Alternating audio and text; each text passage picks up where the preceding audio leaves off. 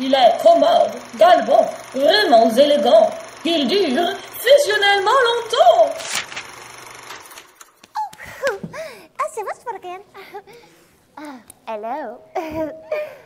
Je fais du clown depuis quelques années et j'ai évolué dans le milieu du clown en découvrant au fur et à mesure les gens qui font du clown et les personnages qu'ils interprètent. J'ai constaté qu'il y avait beaucoup de femmes qui pratiquent le clown et très peu de personnages vraiment féminins. Ce qui me faisait rire en clown et ce qui me menait, c'était tout ce qui tournait autour de la féminité, en fait.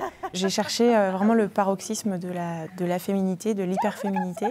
J'ai trouvé des images de pin-up et je me suis rendu compte que c'était tout un univers où des filles étaient drôles malgré elles, comme des clowns, où il y avait toute une histoire qui était racontée en une seule vignette. J'aimais beaucoup l'esthétique et du coup, je suis partie sur ça, sur la rencontre entre le clown, la pin-up.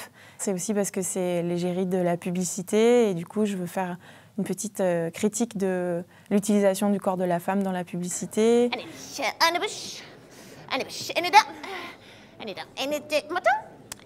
J'ai la chance d'être clown à l'hôpital, je travaille dans plusieurs structures de ce type-là. Et la mission que je me donne dans ces moments-là, c'est de juste ouvrir la fenêtre de l'imaginaire, faire s'évader les gens par l'utilisation de l'imagination, des histoires, de la poésie et du rire.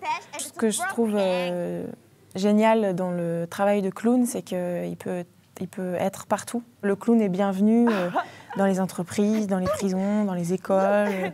Il est que émotion, il est que animalité, il est que sensation. Alors du coup, ça permet de rééquilibrer les choses et je me dis que le jour où la société ira très bien, on n'aura plus besoin de clowns.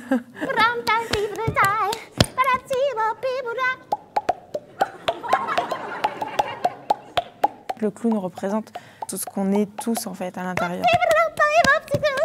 C'est un humain plus. Mon spectacle, malgré sa légèreté, va chercher quelque chose de plus profond, quoi.